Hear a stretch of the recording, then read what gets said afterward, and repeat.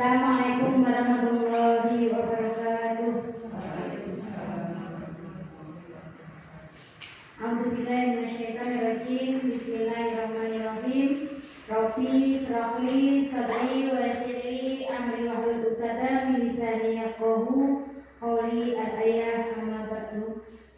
Yang terhormat Ibu Hendri Bidari Ningsih, SPD SD Sekolahku, Kepala Sekolah SD Negeri 1 Ketitang. Yang saya hormati Ibu-ibu guru SD Negeri 1 Ketitang. Yang saya hormati para wali murid. Pertama-tama marilah kita panjatkan puja-puji syukur kehadirat Allah Subhanahu wa taala yang mana atas karunia, rahmat serta inayahnya sehingga pada pagi menjelang siang ini pada tanggal 24 Oktober 2023 kita dipertemukan dalam kegiatan diseminasi budaya positif tanpa adanya halangan suatu apapun. Syukuran kita ikhlaskan dengan bacaan tahmid Alhamdulillahirabbil alamin. Kedua kalinya sholawat serta salam mari kita haturkan kepada baginda Nabi Agung Muhammad SAW yang mana telah membawa kita dari zaman jahiliyah menuju zaman ilmiah, dan semoga kita semua termasuk umat yang mendapatkan syafaatnya besok pada yaumul akhir. Amin ya rabbal alamin. Di sini saya selaku pembawa acara mau membacakan susunan acara pada siang hari ini. Yang pertama adalah pembukaan, yang kedua sambutan kepala sekolah, yang ketiga diseminasi budaya positif oleh CDP Angkatan 9 Bu Ani Fektiyani, yang keempat adalah penutup. Marilah acara pada siang hari ini kita buka dengan bacaan basmalah bersama-sama. Bismillahirrahmanirrahim. Memasuki acara yang kedua adalah sambutan kepala sekolah. Kepada Ibu Hendri Bintari Ningsih, SPD SD kami haturkan.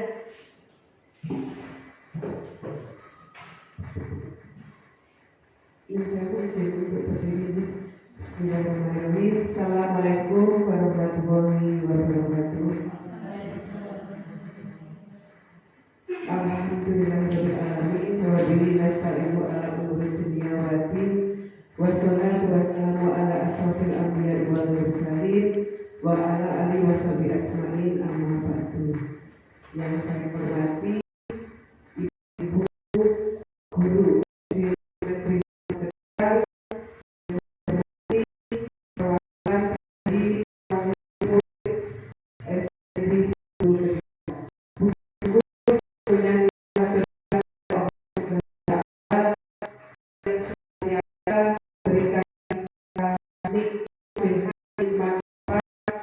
sehingga siang hari ini hari Selasa tanggal 24 Oktober tahun 2023 kita dapat berkumpul di ruang TIK SD Ketitang ini dalam keadaan sehat walafiat.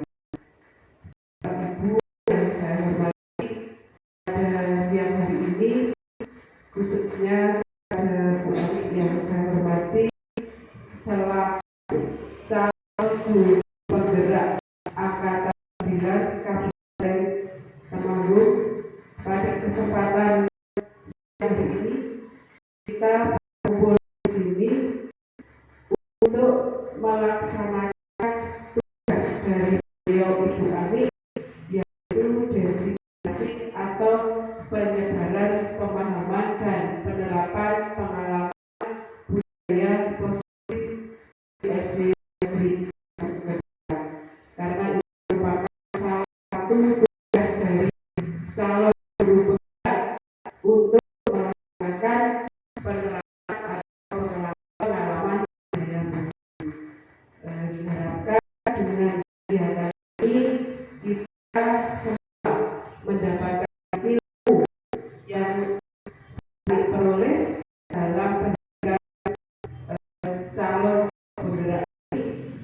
Semoga kedepannya, walaupun insya Allah di SD Negeri 1 Ketitang ini untuk penerapan budaya positif kita dari waktu ke waktu sudah menerapkannya dengan baik.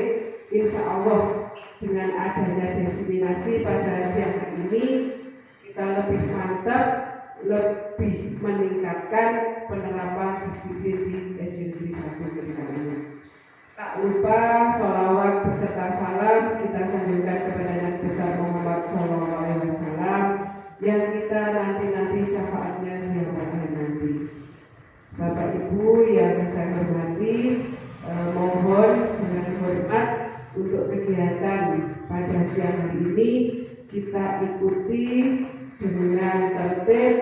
Semoga acara siang hari ini dari awal nanti sampai akhir dapat berjalan dengan lancar tanpa halangan suatu apapun. Terutama untuk Bu Ani, kami dari keluarga SD Negeri 1 Kediri yang terdiri dari Bapak Ibu Guru, wali murid, komite, dan tentunya masyarakat yang ada di Desa Kediri ini, kami sangat mendukung kepada Bu Ani untuk terus belajar dan belajar, karena program guru penggerak ini manfaatnya sangat luar biasa. Jadi untuk pribadi Bu Ani diharapkan nanti mampu tergerak, bergerak, dan menggerakkan komunitas yang ada. Alhamdulillah di SD Negeri 1 Kediri ini sudah ada Bapak Ibu Guru yang mengikuti program pendidikan guru penggerak baik di angkatan 4, angkatan 7, angkatan 8, dan Bu Ani sekarang di angkatan 9. Insya Allah kedepannya nanti disusul Bu Sri Mulyati di angkatan 11, Bu Santi, Bu Wahyuni, dan Bu Istiqomah. Monggo yang lain semangat, karena kita sebagai pendidik harus terus belajar. Jangan berhenti untuk belajar, karena pepatah kita belajar sepanjang hayat. Carilah ilmu sampai ke negeri, ya sampai ke negeri. Nah, monggo dengan adanya program guru penggerak ini diharapkan nanti untuk ibu-ibu yang belum mengikuti untuk mengikuti program pemerintah demi terciptanya pendidikan yang baik dan tentunya berpihak kepada siswa. Demikian sambutan dari saya. Kita berharap semoga penerapan disiplin positif atau budaya positif di SD Negeri 1 Kediri ini semakin baik, semakin disiplin, dan tentunya berpihak kepada siswa. Mohon maaf apabila dalam memberikan sambutan tentunya banyak sekali kekurangan, banyak sekali kesalahan. Mohon maaf yang setulus-tulusnya.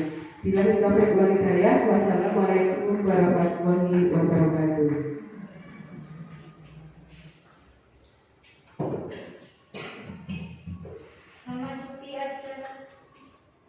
Memasuki acara yang ketiga adalah diseminasi budaya positif oleh CBP Angkatan 9 Bu Ani Fertiani. Kepada beliau kami haturkan.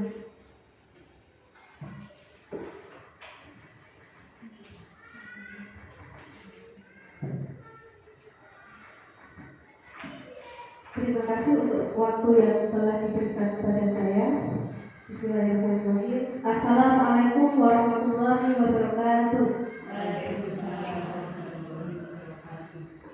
Kepada yang terhormat Ibu Hendri Bitaningsih SPDSD selaku Kepala Sekolah SD Negeri 1 Kediri, yang saya hormati Ibu-ibu guru SD Negeri 1 Kediri, dan yang saya hormati pula ibu-ibu perwakilan dari wali murid SD Negeri 1 Kediri. Pertama-tama marilah kita panjatkan puji syukur kehadirat Tuhan Yang Maha Esa yang telah melimpahkan rahmat, karunia, hidayah dan inayahnya kepada kita, sehingga pada hari ini kita dapat berkumpul dan bertemu dalam acara diseminasi atau menyebarkan pemahaman dan penerapan pengalaman budaya positif. Tak lupa salawat serta salam hendaknya selalu kita aturkan kepada Nabi besar Muhammad SAW yang senantiasa kita nantikan syafaatnya di yaumul qiyamah. Ibu yang saya hormati, izinkan saya untuk memulai acara hari ini, yaitu diseminasi budaya positif di SD Negeri 1 Kedidang.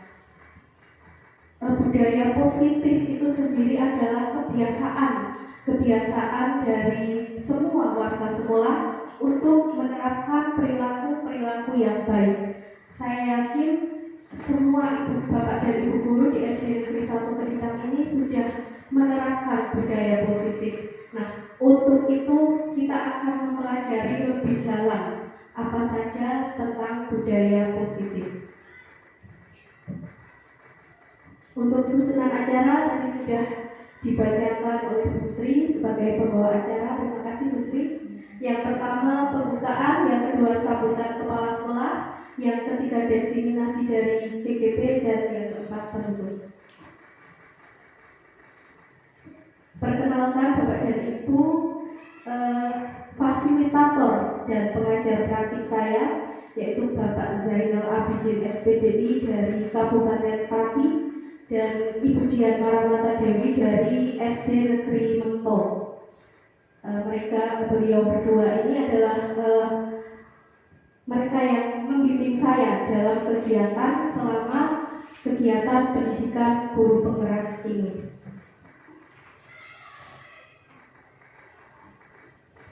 Bapak dan Ibu, hari ini sebenarnya saya menerapkan aksi nyata modul 1.4, yaitu menyebarkan pemahaman penerapan budaya positif.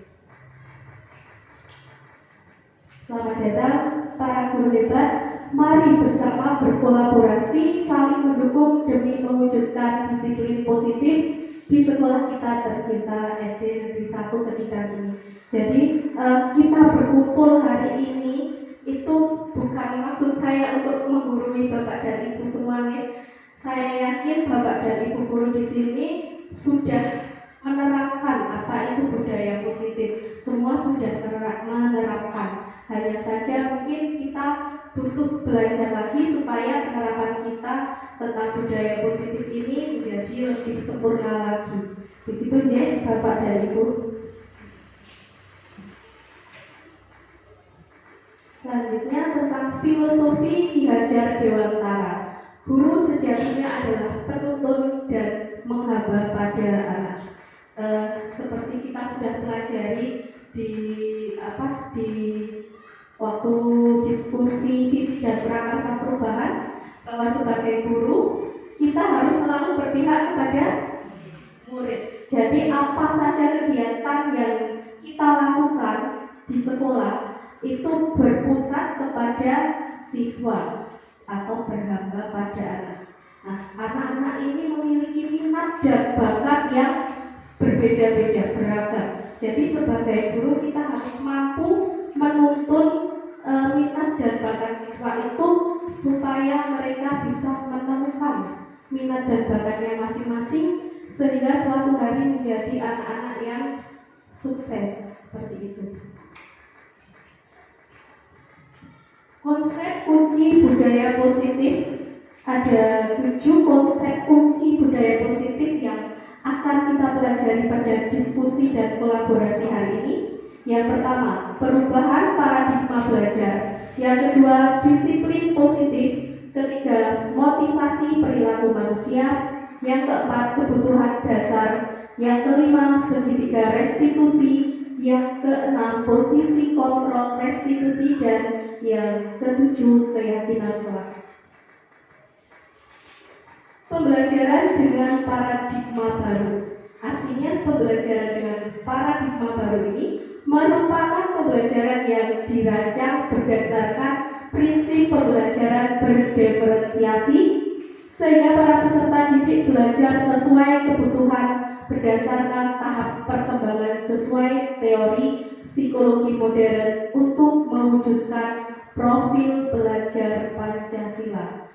Sesuai paradigma baru ini, kita sebagai pendidik yang pertama harus selalu berpihak atau berpusat kepada siswa untuk mewujudkan profil belajar Pancasila. Di sini Bapak dan Ibu pasti sudah hafal ya dengan kalimat profil pelajar Pancasila dengan 6 dimensinya, yaitu yang pertama beriman bertakwa kepada Tuhan Yang Maha Esa dan berakhlak mulia. Yang kedua berkebinekaan global, bergotong royong, mandiri, kreatif dan bernalar kritis. Bahkan mungkin Bapak Ibu sudah hafal ya dengan lagu profil pelajar Pancasila. Semua sudah hafal? Coba supaya semangat kita nyanyi dulu ya.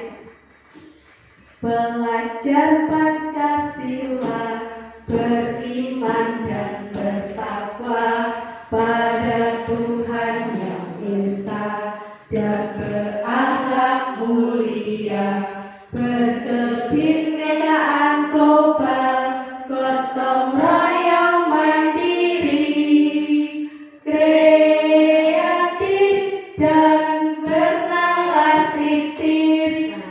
Supaya lebih mudah ingatnya, jadi kita gunakan lagu profil pelajar Pancasila. Selanjutnya tentang disiplin positif. Dalam budaya kita, makna disiplin adalah segala sesuatu yang dilakukan untuk mendapatkan kepatuhan. Kita cenderung menghubungkan kata disiplin dengan ketidaknyamanan. Sebagai pendidik, tujuan kita adalah menciptakan murid yang memiliki disiplin diri, sehingga mereka bisa berperilaku dengan mengacu pada nilai kebajikan universal dan memiliki motivasi intrinsik, bukan ekstrinsik. Disiplin positif merupakan salah satu cara penerapan yang bertujuan untuk menumbuhkan kesadaran serta memberdayakan anak untuk melakukan sesuatu tanpa songgokan, ancaman, atau hukuman.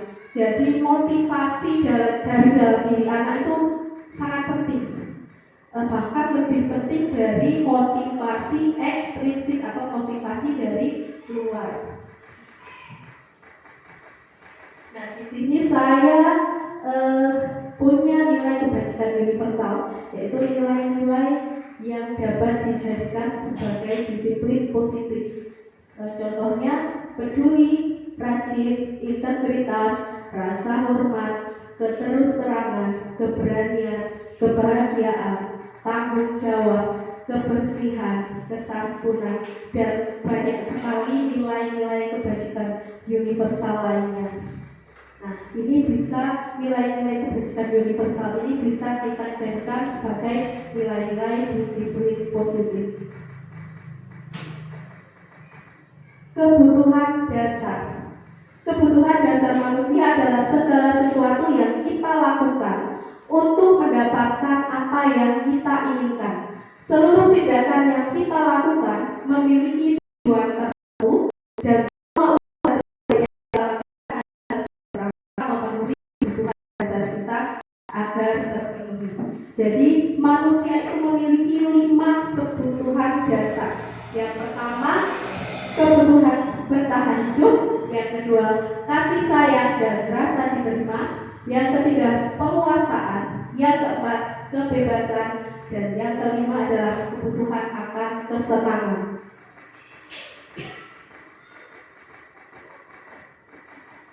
Motivasi perilaku manusia, termasuk perilaku anak, juga perilaku kita sebagai guru, itu sebenarnya ada 2 motivasi, yaitu motivasi ekstrinsik atau motivasi dari luar dan motivasi intrinsik.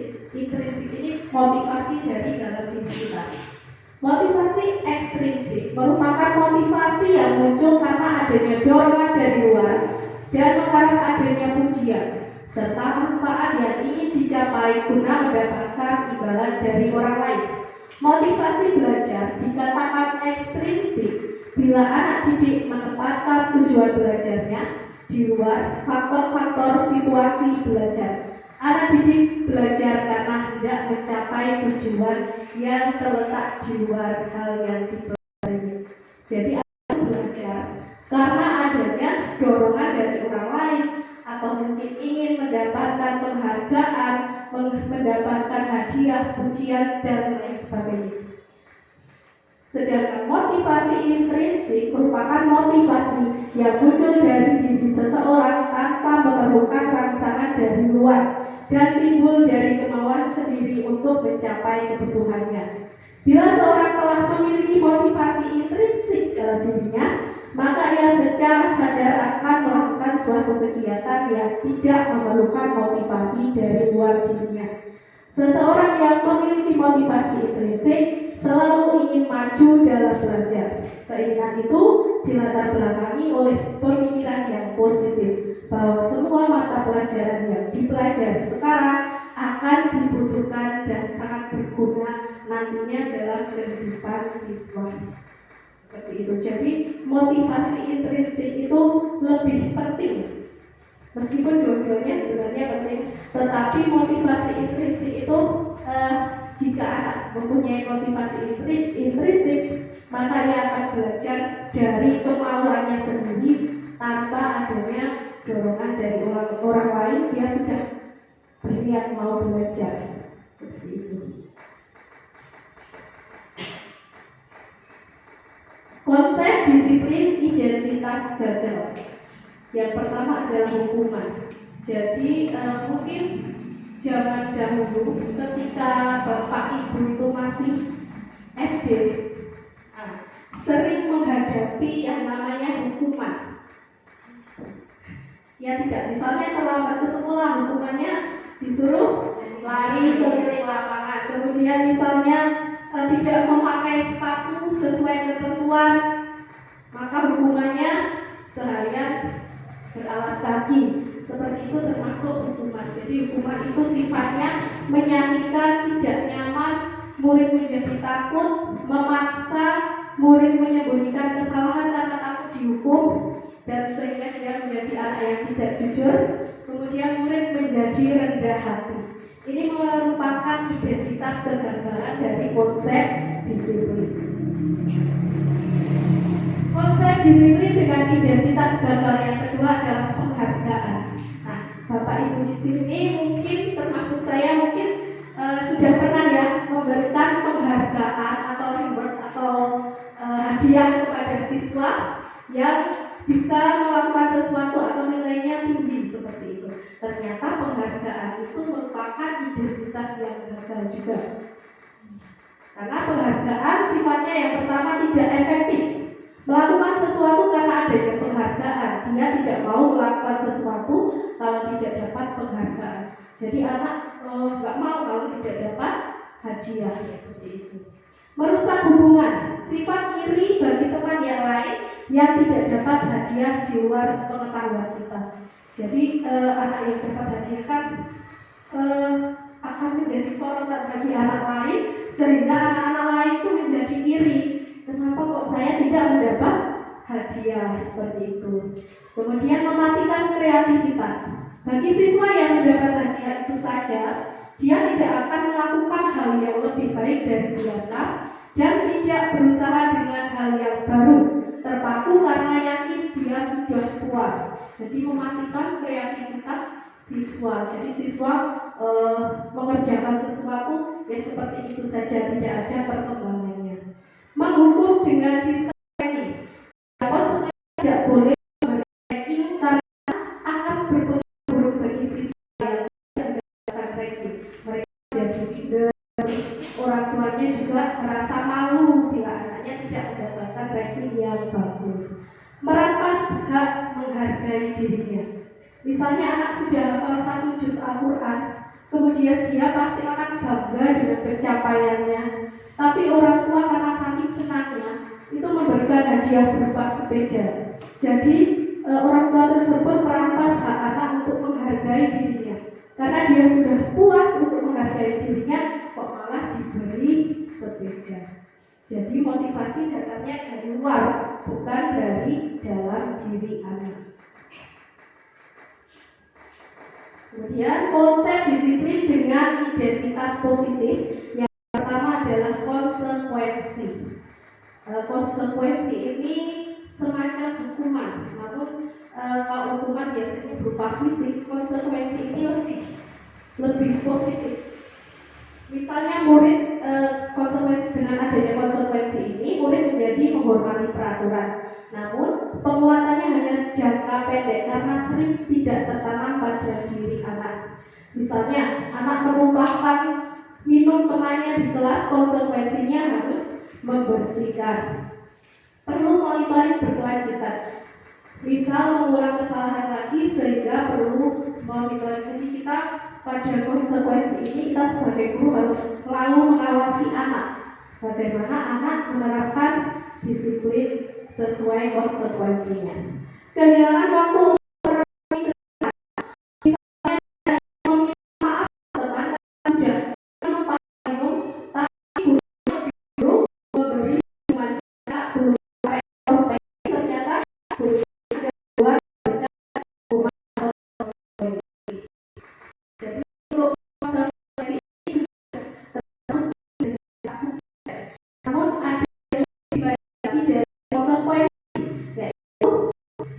identitas sukses yang keempat, yaitu restitusi. Restitusi, murid akan bertanggung jawab untuk perilakunya. Dia melakukan kesalahan apa, kemudian dari motivasi intrinsiknya dia sadar.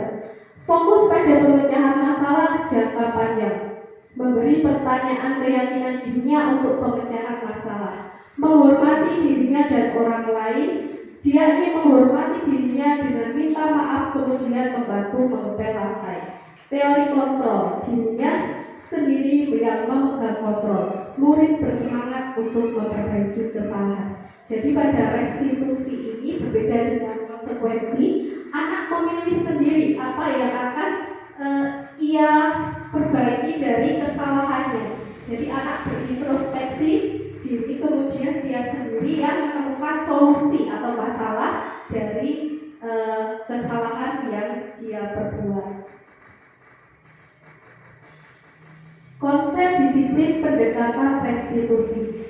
Restitusi itu adalah proses menciptakan kondisi bagi murid untuk memperbaiki kesalahan mereka, sehingga mereka bisa kembali kepada kelompok mereka dengan karakter yang lebih baik. Ciri-ciri restitusi. Yang pertama, bukan menebus kesalahan, namun belajar dari kesalahan. Jadi anak belajar untuk memperbaiki dirinya. Kemudian memperbaiki hubungan tawaran, bukan paksaan. Jadi pada restitusi ini, guru memberikan tawaran atas apa yang akan dia lakukan untuk memperbaiki kesalahannya. Bukannya guru memaksa, kamu harus seperti ini setelah melakukan kesalahan. Misalnya dia menumpahkan minum temannya, terus guru langsung ayo bersihkan, seperti itu termasuk konsekuensi. Tapi kalau restitusi, anak disuruh memilih apa yang akan kamu lakukan ketika kamu menumpahkan minuman temanmu. Jadi anak tersebut berpikir apa yang akan dia lakukan untuk memperbaiki kesalahannya. Menuntut untuk melihat ke dalam diri, mencari kebutuhan dasar yang mendasari tindakan, fokus pada karakter bukan tindakan. Kita ingin membentuk karakter anak yang bertanggung jawab, bukan tindakan yang harus dilakukan untuk menebus kesalahan. Menguatkan dan fokus pada solusi. Itulah ciri-ciri dari restitusi. Nah, perbedaannya antara hukuman, konsekuensi, dan restitusi. Di sini saya memberikan contoh kasus siswa sering tidak mengerjakan PR. Jika seorang guru melihat siswanya sering tidak mengerjakan PR, kemudian guru tersebut melakukan hukuman, contohnya guru menghukum siswa tersebut mengepel WC, kemudian guru marah sehingga murid menjadi takut. Nah, itu contoh dari hukuman. Kira-kira apa yang terjadi apabila bapak dan ibu memberikan hukuman seperti itu, padahal kasusnya siswa hanya tidak mengerjakan PR? Kira-kira apa yang akan terjadi? Dia anak akan merasa takut, bahkan mungkin anak tidak akan menyukai guru tersebut. Jadi anak ketakutan dengan guru tersebut. Kalau seperti itu terjadi, maka pembelajaran juga tidak akan berlangsung dengan baik. Memberikan konsekuensi. Jadi memberi konsekuensi untuk mengerjakan PR-nya saat istirahat. Guru tegas dan siswa menghormati peraturan. Apa yang terjadi ketika kita menerapkan konsekuensi? Kira-kira apakah anak akan mengerjakan PR? Iya, anak mungkin akan mengerjakan PR saat istirahat dengan baik karena dia sudah mengetahui kesalahannya. Yang ketiga, penerapan restitusi. Guru menanyakan keyakinan kelas dan membantu siswa menyelesaikan masalahnya. Guru terbuka dan siswa menghormati dirinya dan orang lain. Nah, ini yang kita harapkan terjadi di sekolah kita nih, di SD Negeri 1 Kedidang, bahwa Bapak Ibu guru menerapkan restitusi, yaitu menanyakan kira-kira apa yang kamu langgar ketika kamu tidak mengerjakan PR. Nah, nanti anak akan menjawab apa yang dampak negatifnya ketika anak tersebut tidak mengerjakan PR. Sehingga nanti sebagai guru kita juga tanya apa yang akan dilakukan ketika anak tersebut lupa mengerjakan PR lagi. Nah, seperti itulah contoh dari restitusi. Posisi kontrol. Nah, sebagai guru itu kita ada 5 posisi kontrol. Yang pertama menghukum, yang kedua membuat rasa bersalah, yang ketiga teman, keempat pemantau, dan kelima manajer. Di sini saya punya video tentang penerapan 5 posisi kontrol yang saya dapatkan dari LMS PGP oleh Ibu Diah Samsiati Rajasa MSD.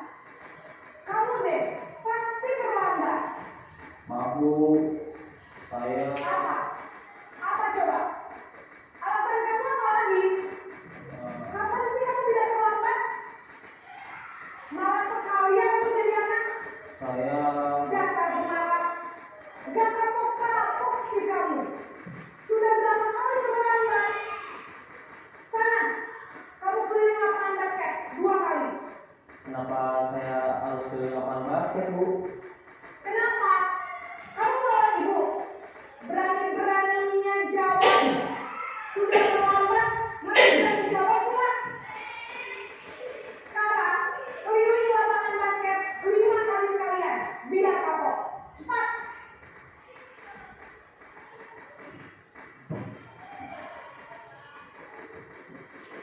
Nah, seperti itulah ketika seorang guru pada posisi kontrol sebagai penghukum. Nada suaranya tinggi, bahasa tubuhnya, mata melotot, jari menunjuk dan menghardik. Kira-kira apa yang terjadi pada guru kita ketika seorang guru berperilaku demikian, Bapak Ibu? Pasti murid akan merasa takut. Iya, sangat takut dan menjadi malas untuk ke sekolah seperti itu. Tanyakan kepada diri Anda bagaimana perasaan murid bila guru berbicara seperti itu pada saat muridnya datang terlambat. Nah, akibatnya kemungkinan murid marah dan memendam atau bersifat agresif. Bisa jadi sesudah kembali duduk, murid tersebut akan mencoret-coret buku bukunya atau meja tulisnya. Jadi menjadi emosi seperti itu. Lebih buruk lagi, sepulang sekolah murid melihat motor atau mobil ayah ibunya akan menggores kendaraan tersebut dengan paku. Nah, inilah dampak negatif ketika kita sebagai guru berada pada posisi kontrol sebagai penghukum.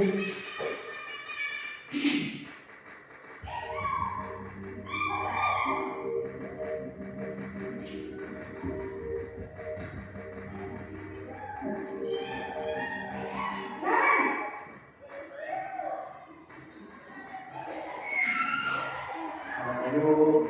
Naren, kamu kenapa terlalu lagi, nak? Ya Tuhan, Naren. Kamu senang ya bikin ibu susah ya? Kalau kamu terlambat lagi, nanti ibu yang ditegur kepala sekolah, nak. Disangka ibu tidak bisa membina kamu.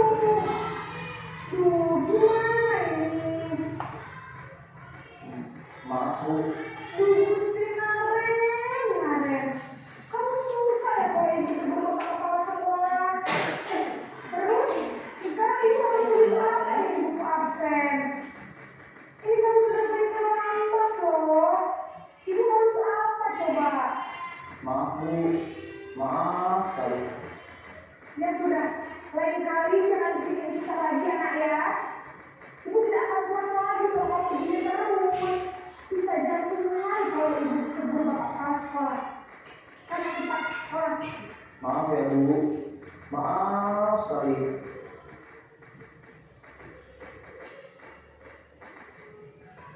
Posisi kontrol sebagai guru yang kedua adalah posisi pembuat merasa bersalah. Membuat orang lain merasa bersalah dengan nada suara yang memelas, halus, sedih dengan bahasa tubuh yang merapat pada anak dan lesu. Bagaimana perasaan murid bila ditegur seperti cara ini? Nah, akibatnya murid akan merasa bersalah. Bersalah telah mengecewakan ibu atau bapak gurunya. Murid akan merasa menjadi orang yang gagal dan tidak sanggup membahagiakan orang lain. Kadang-kala sikap seperti ini lebih berbahaya dari sikap penghukum. Karena emosi akan tertanam rapat di dalam, murid menahan perasaan. Tidak seperti murid dengan guru penghukum, di mana murid bisa menumpahkan amarahnya walaupun dengan cara negatif. Murid akan tertekan, seperti inilah yang tiba-tiba bisa meletus amarahnya dan bisa menyakiti diri sendiri atau orang lain. Jadi sangat bahaya sekali apabila kita sebagai guru berada pada posisi yang kedua, yaitu membuat orang lain merasa bersalah.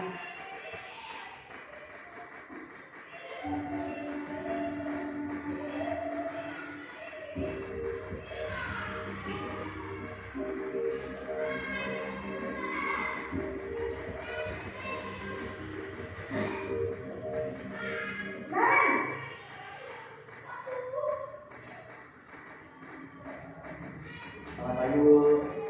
Wah, sudah jam berapa ini, nak? Terlambat lagi ya sayang. Iya bu. Habis ibu saya lupa bangunkan saya bu. Kamu malah menyalahkan ibu kamu. Kamu bukannya akan yang paling kencang. Kok terlambat sih? Iya bu. Saya memang terlambat bangun tadi. Jadi biarpun saya lari kencang, tetap dengan kejar bu. Ya sudah sana, nanti lain kali larinya lebih kencang lagi ya. Biar gak terlambat lagi. Bikin seneng ibu, demi ibu. Bisa kan? Bisa lah bu. Ya sudah sana masuk kelas. Ibu beresin urusan absen kamu. Kamu ini ada-ada saja. Posisi kontrol guru siap ketika dalam sebagai teman. Cirinya dengan nada suara yang ramah, akrab dan bercanda. Bahasa tubuh merapat pada murid, mata dan senyum jenaka. Bagaimana perasaan murid dengan sikap guru seperti ini? Akibatnya, murid akan merasa senang dan akrab dengan guru. Ini termasuk dampak yang positif. Hanya saja sisi negatif menjadi tergantung kepada guru tersebut. Bila ada masalah, dia merasa bisa mengandalkan guru tersebut untuk membantunya. Akibat lain dari posisi teman, Adi hanya akan berbuat sesuatu bila menyuruh guru tersebut dan belum tentu berlaku yang sama dengan guru atau orang lain. Jadi mungkin saya sebagai guru juga sering berada pada posisi ini, dan ternyata posisi sebagai teman itu juga dampaknya negatif karena siswa menjadi tergantung dengan guru yang dianggapnya sebagai teman tersebut. Jadi untuk Bapak Ibu guru di SD Negeri 1 Kendang, mohon untuk dikurangi sebagai teman tersebut.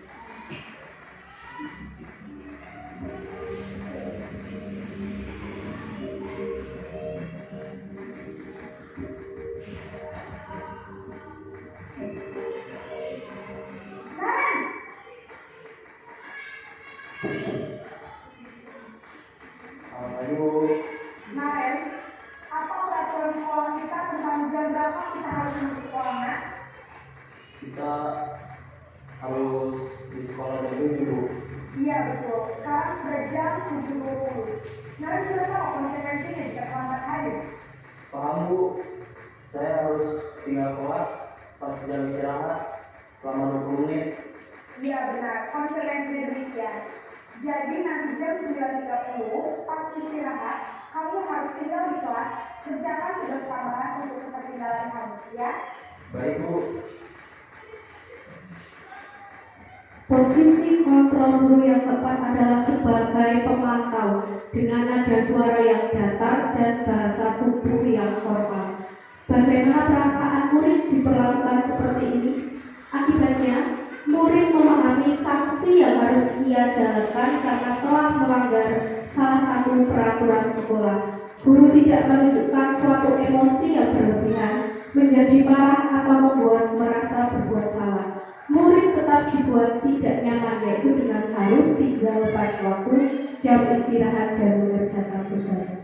Guru harus memonitor atau memantau murid pada saat mengerjakan tugas di jam istirahat, karena murid tidak bisa ditinggal seorang guru.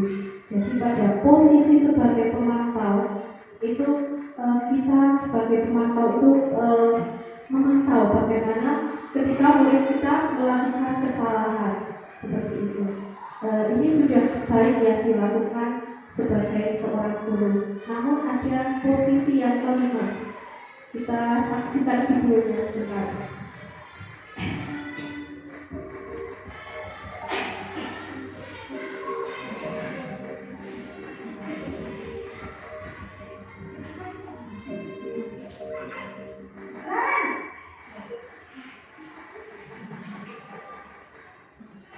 Selamat pagi, Bu. Selamat pagi, Naren. Maaf, Bu. Saya terlambat. Iya, sekolah masuknya jam 7, sekarang sudah jam 7.20. Jadi sekarang bagaimana ini, Naren? Maaf, Bu. Saya lupa salah saya semalam. Baiklah, menurut kamu, keyakinan sekolah yang mana yang perlu kamu tingkatkan? Menghargai diri sendiri dan orang lain mungkin ya, Bu. Setuju. Jadi, apakah Naren meyakini prinsip saling menghormati tersebut? Iya, Bu. Saya meyakininya. Apakah Naren bersedia memperbaiki masalah keterlambatan ini? Bersedia, Bu. Bagaimana kamu akan memperbaiki masalah keterlambatan ini? Saya akan coba untuk tidak lupa menyetel alarm saya, Bu. Baik, kalau Naren komputer alarm di rumah, ada orang yang kira-kira bisa bantu mengingatkan tidak? Ada, Bu. Kakak saya, Kak Emma. Ada lagi selain Kak Emma? Selain Kak Emma, ada ibu saya. Baik, jadi yang mengingatkan Naren adalah Kak Emma dan ibu kamu ya. Kira-kira akan mulai alarm kapan, Naren? Setelah pulang sekolah, akan segera saya lakukan. Baik, jadi Naren akan setel alarm untuk bangun besok pagi dan akan diingatkan oleh kakak dan ibunda Naren ya. Ada lagi yang mungkin perlu dilakukan, Naren? Agar tidak terlambat bangun lagi. Tidak ada, Bu. Baik, Naren. Terima kasih untuk bersama kami. kasih. Posisi kontrol guru yang terakhir atau yang kelima adalah sebagai manajer. Dengan nada suara yang tulus, bahasa tubuh yang tidak kaku dan mendekat kepada murid. Bagaimana perasaan murid jika diperlakukan seperti ini? Pada posisi manajer, maka seorang guru sebaiknya tulus, tidak perlu marah, tidak perlu meninggikan suara, apalagi sampai menunjuk-nunjuk jari ke murid, berkacak pinggang atau seolah-olah menyesal.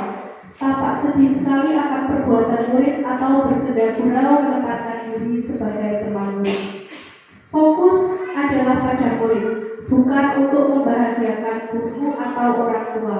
Murid sudah mengetahui adanya suatu masalah dan sesuatu perlu terjadi. Bila guru mengambil posisi pemantau, guru akan melihat apa sanksinya, apa peraturannya. Namun pada posisi manajer, guru akan mengembalikan tanggung jawab pada murid untuk mencari jalan keluar permasalahannya, tentu dengan tujuan ini. Jadi posisi yang terbaik yang harus seorang guru lakukan adalah sebagai seorang manajer, karena pada posisi ini tercipta motivasi intrinsik dari dalam diri siswa. Jadi ketika siswa melakukan sesuatu itu atas dasar dari dirinya, bukan pengaruh dari orang lain, bukan juga pengaruh dari penghargaan, atau bukan juga pengaruh dia takut untuk dihukum. Jadi posisi manajer ini adalah posisi yang paling sesuai dengan posisi guru. Ketika menerapkan posisi kontrol guru sebagai manajer, itu kita menerapkan yang disebut dengan segitiga restitusi. Segitiga restitusi adalah proses dialog yang dijalankan oleh guru agar dapat menghasilkan murid mandiri dan bertanggung jawab. Jadi pada segitiga restitusi ini ada 3 langkah. Yang pertama, menstabilkan identitas. Yang kedua, validasi tindakan yang salah. Dan yang ketiga, menanyakan keyakinan. Menstabilkan identitas. Bagian dasar dari segitiga bertujuan untuk mengubah identitas anak dari orang yang gagal karena melakukan kesalahan menjadi orang yang sukses. Kita bisa menggunakan beberapa kalimat. Contohnya, berbuat salah itu tidak apa-apa. Tidak ada manusia yang sempurna. Saya juga pernah melakukan kesalahan seperti itu. Kita bisa menyelesaikan ini. Bapak, Ibu tidak tertarik mencari siapa yang salah, tapi Bapak atau Ibu ingin mencari solusi dari permasalahan ini. Kamu berhak merasa begitu. Apakah kamu sedang menjadi teman yang baik buat diri sendiri? Jadi pada langkah yang pertama yaitu menstabilkan identitas, kita sebagai guru mendukung anak bahwa apa yang kesalahan yang dia lakukan itu ternyata manusiawi, ternyata semua orang juga bisa melakukan kesalahan yang sama. Langkah yang kedua yaitu validasi tindakan yang salah. Kalimat-kalimat di bawah ini mungkin terdengar asing buat guru, namun bila dikatakan dengan nada tanpa menghakimi akan memvalidasi kebutuhan mereka. Contohnya, padahal kamu bisa melakukan yang lebih buruk dari ini ya. Kamu pasti punya alasan mengapa melakukan itu. Kamu patut bangga pada dirimu sendiri karena kamu telah melindungi sesuatu yang penting buatmu. Biasanya guru menyuruh anak untuk menghentikan sikap yang tidak baik. Tapi teori kontrol menyatakan bahwa sikap itu tidak manjur. Mungkin tindakan guru dengan memvalidasi sikap yang tidak baik seperti bertentangan dengan aturan yang ada.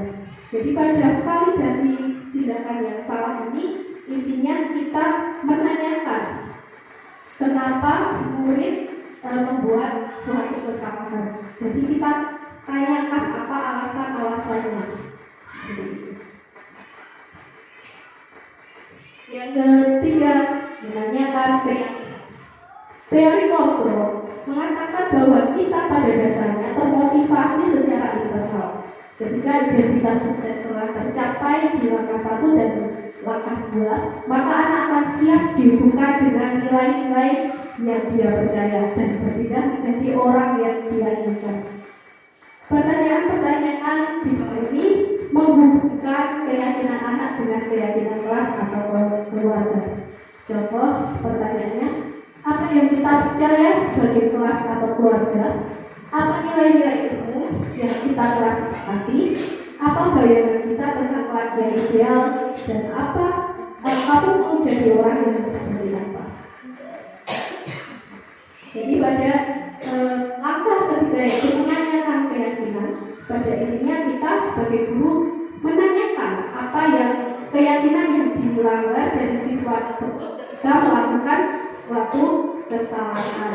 Dan kita juga bertanya solusi apa yang akan anak hadirkan untuk menyelesaikan masalah tersebut.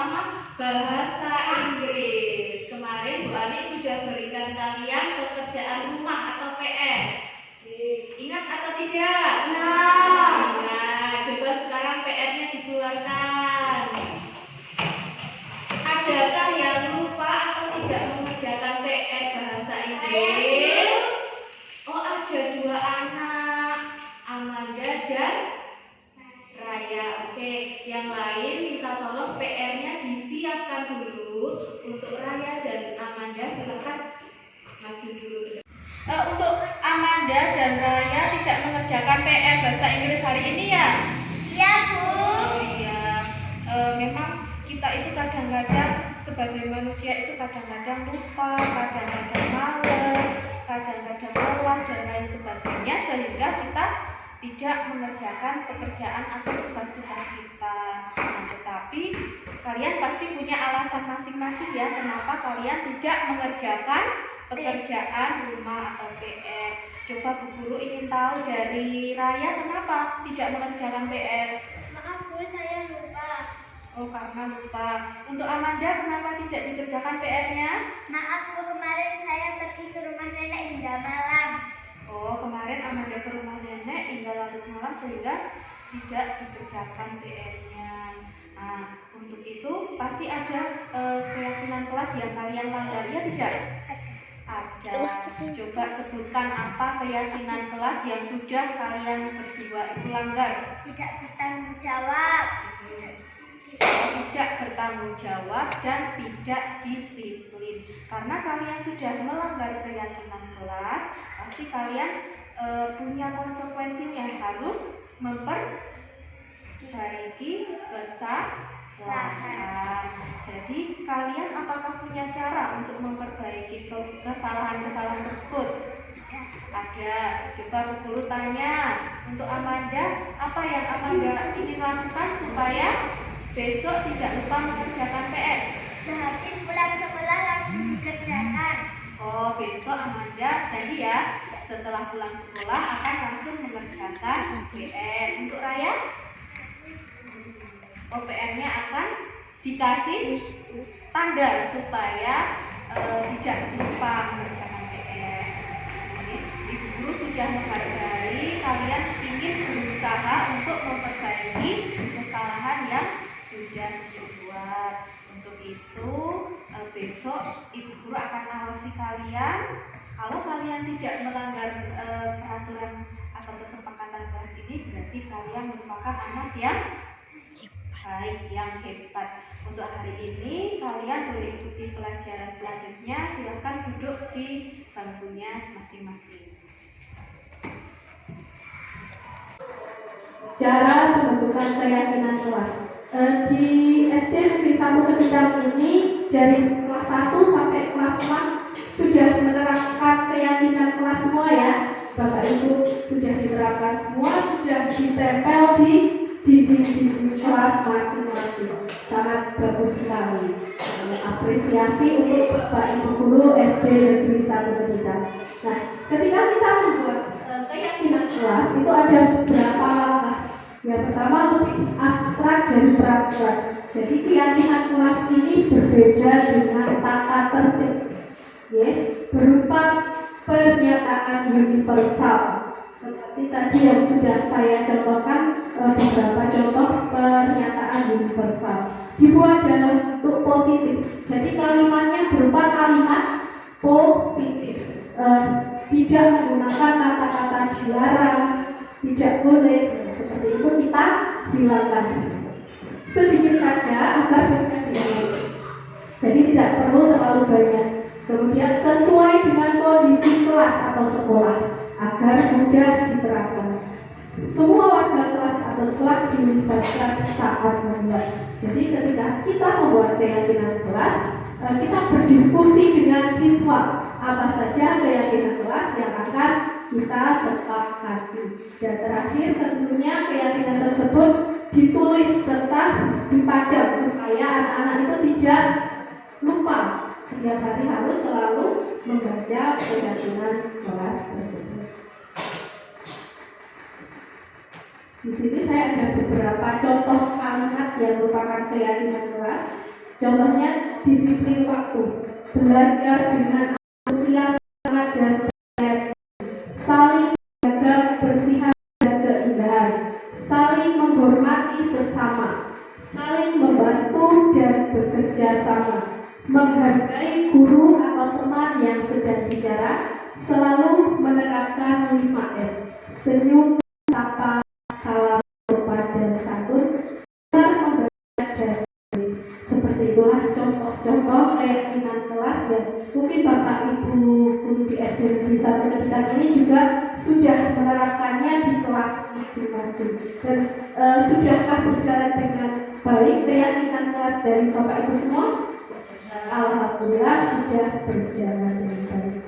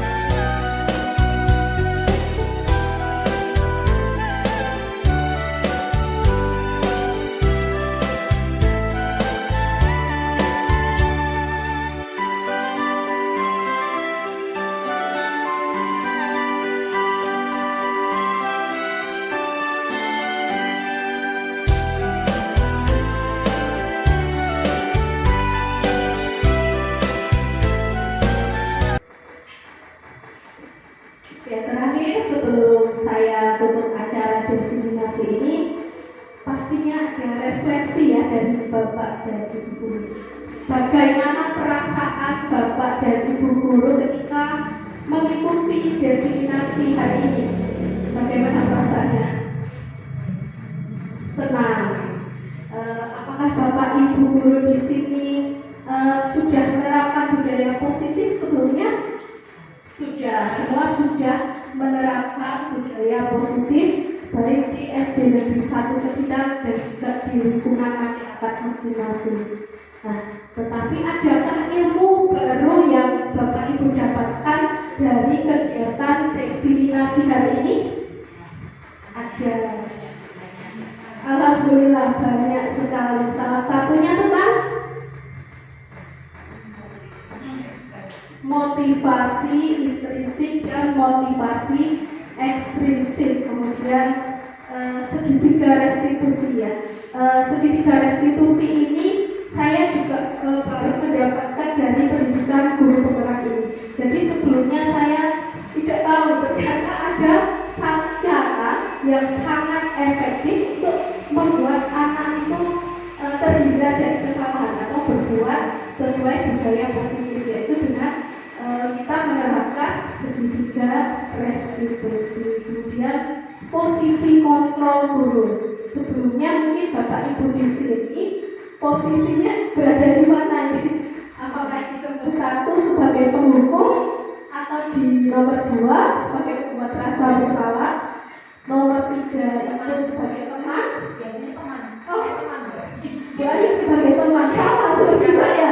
Ya, saya sebelumnya berada pada posisi sebagai teman. Nah, tapi kita sekarang sudah tahu ya bahwa posisi manajer itu merupakan posisi yang sangat baik kita terapkan dalam kehidupan sehari-hari bersama dengan siswa kita. Begitu ya. Berarti untuk selanjutnya Bapak Ibu semua sudah bisa ya menerapkan posisi kontrol guru sebagai manajer dengan menerapkan segitiga restitusi dengan 3 langkah tadi. Saya ucapkan terima kasih sekali untuk Bapak Ibu yang sudah hadir pada hari ini. Saya tentunya dalam diskriminasi ini banyak sekali kekurangan. Saya mohon maaf sebesar-besarnya telah mengganggu aktivitas Bapak Ibu guru semua juga. Saya akhiri. Wassalamualaikum warahmatullahi wabarakatuh.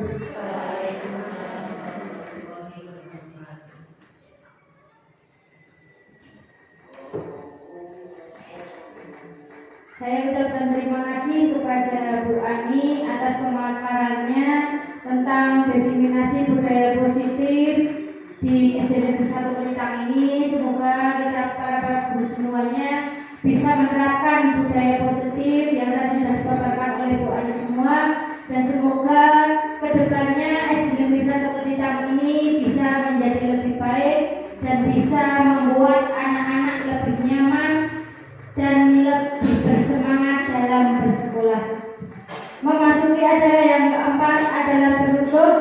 Saya di sini selaku pembawa acara dari awal sampai akhir. Pastilah banyak kesalahan, oleh karena itu saya mohon maaf sebesar-besarnya. Saya akhiri, wabillahi taufiq wal hidayah. Wassalamualaikum